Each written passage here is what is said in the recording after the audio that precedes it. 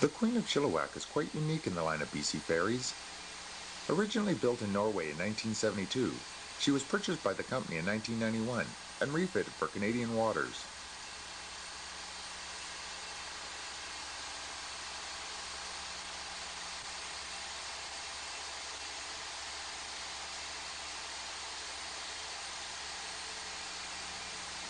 Third engineer Wally and first engineer Lee Steele took the time to show me around and explained a bit about the ship. It's an automatic board. All the generators are load dependent. If we would usually run 2 generators, if there's sufficient load requires another generator, it's on automatic and it'll come on the board, and we have 3 generators. In the aft engine room, we also have what we call our hotel service system, and we have a heating system which heats the ship in the wintertime in the accommodations and what have you. We have hot and cold running water so you can have a shower or whatever the case may be. It's like a little hotel. Yeah, it's basically like a little hotel. A lot of these docks are small and old, and the bays are shallow and whatnot. This is quite an ideal ship.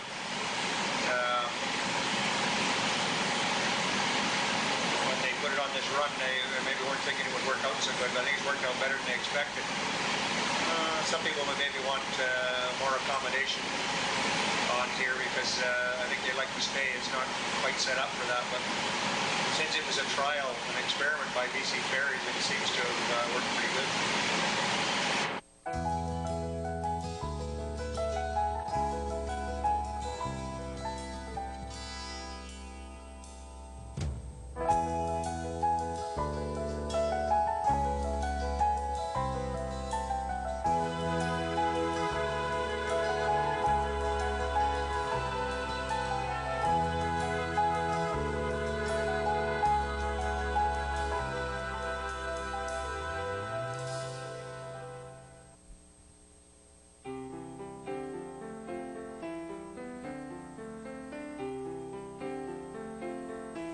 The town of Ocean Falls began in 1901 when the provincial government granted a lease for a power site. This led to the formation of the Bella Coola Development Company and to the first substantial investments which supported the building of a pulp and paper mill. The spring of 1912 saw Ocean Falls develop from a rough camp into a village with graded streets, a hotel that could accommodate 250 guests, and 33 houses for married couples.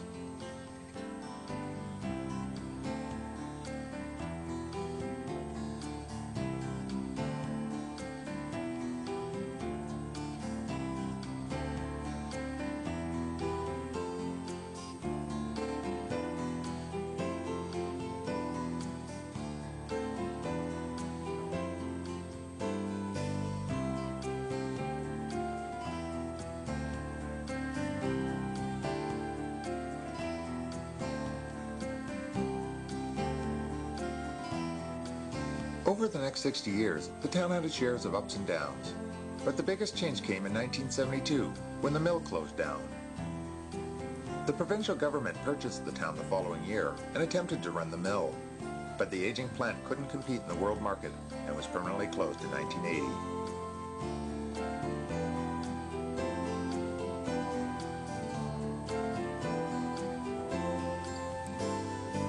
Nowadays, the area resembles a ghost town more than an industrious pulp mill. The town that once had a population of 3,300 people is now home to less than 100 full-time residents. On my trip to Ocean Falls, I had a chance to meet with one of these people. Norm Brown is president of the Ocean Falls Historical Society, who, with the help of other members, is restoring a local heritage house to its former glory.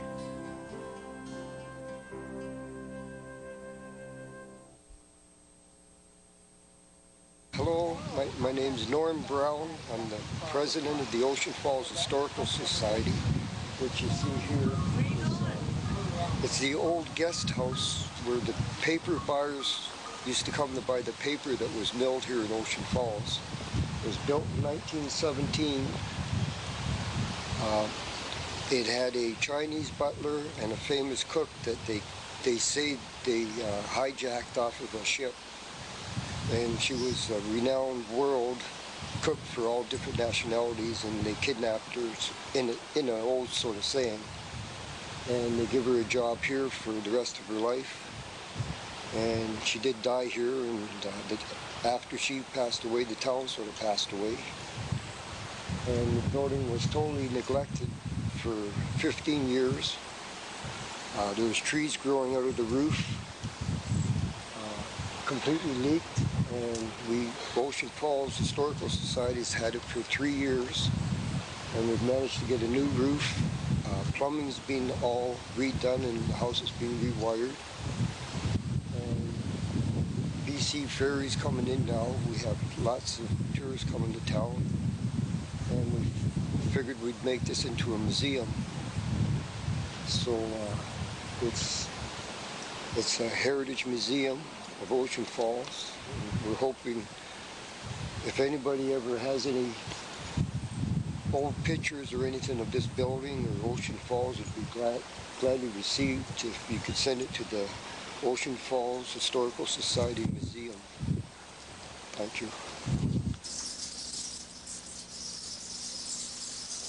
During the summer months, the attic of the home serves as a bat house. The bats, in turn, help to keep the area free of mosquitoes and other insects.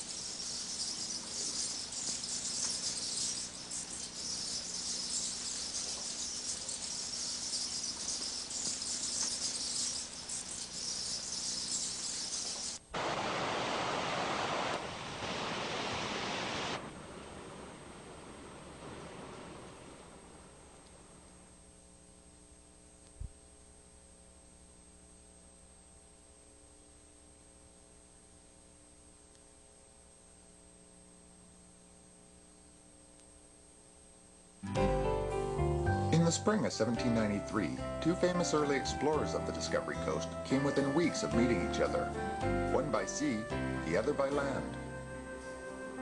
The first was Captain Vancouver, who probably did more to promote the Pacific Northwest than any other man. Captain Vancouver set out from England in 1791 with two ships, the Chatham and Discovery, with orders to survey the coast and to find the Northwest Passage. In the spring of 1793, the two ships worked their way northward, and on June 3rd the Chatham visited the Indian village at Bella Coola. At the same time, Sir Alexander Mackenzie was making his way west by land, also in search of the Northwest Passage. Leaving their camp on the Peace River in May, Mackenzie and his men set out, exploring, mapping, but most of all paddling their way across the country. After 10 weeks of arduous travel, they finally reached the coast near Bella Coola. Exhausted, out of food, and eager to return home, they ended their journey here, about 30 miles into Dean Channel.